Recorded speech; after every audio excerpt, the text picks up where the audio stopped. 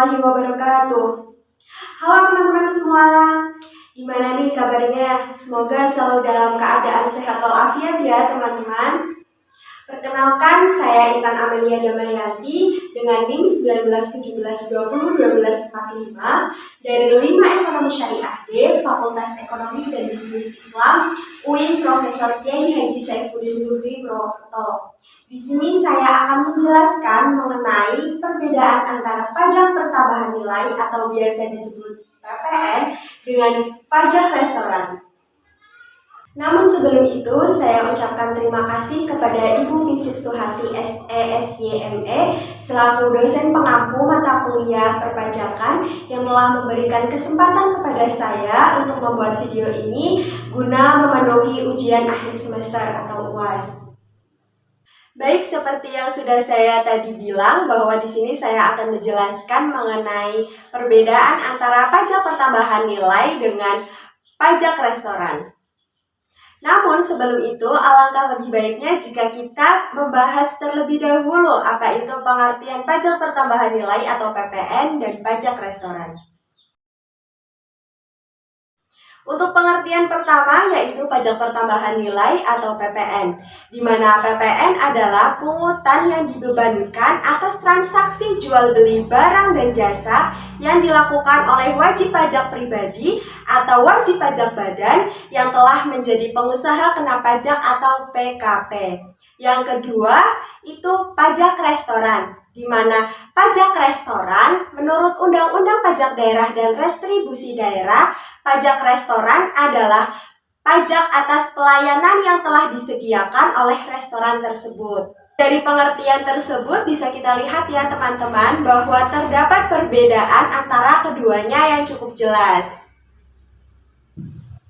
Nah, untuk selanjutnya kita akan membahas mengenai perbedaan antara pajak pertambahan nilai atau PPN dengan pajak restoran. Sebetulnya perlu kita ketahui perbedaan antara PPN pajak pertambahan nilai dengan pajak restoran itu terletak di administrasi dan kewenangan pemungutannya saja. Di mana PPN sendiri merupakan pajak pusat, yaitu pajak yang kewenangan pemungutan dan pengadministrasiannya diatur oleh pemerintah pusat. Dalam hal ini dilakukan oleh Direktorat Jenderal Pajak atau DJP.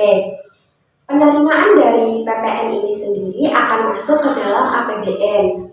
Sementara pajak restoran merupakan pajak daerah, yaitu pajak yang kewenangan pemungutan dan pengadministrasiannya diatur oleh pemerintah daerah. Dalam hal ini dilakukan oleh Dinas Pendapatan Daerah, Kabupaten atau Kota. Penerimaan dari pajak daerah ini akan masuk ke dalam APD sebagai PAD. Tidak sedikit dari masyarakat beranggapan bahwa pajak yang tertera di dalam struk pembelian pada saat membeli makanan ataupun minuman di dalam restoran ataupun kafe termasuk pajak pertambahan nilai atau PPN. Wajar saja mereka beranggapan seperti itu karena tarif pajak yang tertera di dalam struk pembelian biasanya hanya 10% saja.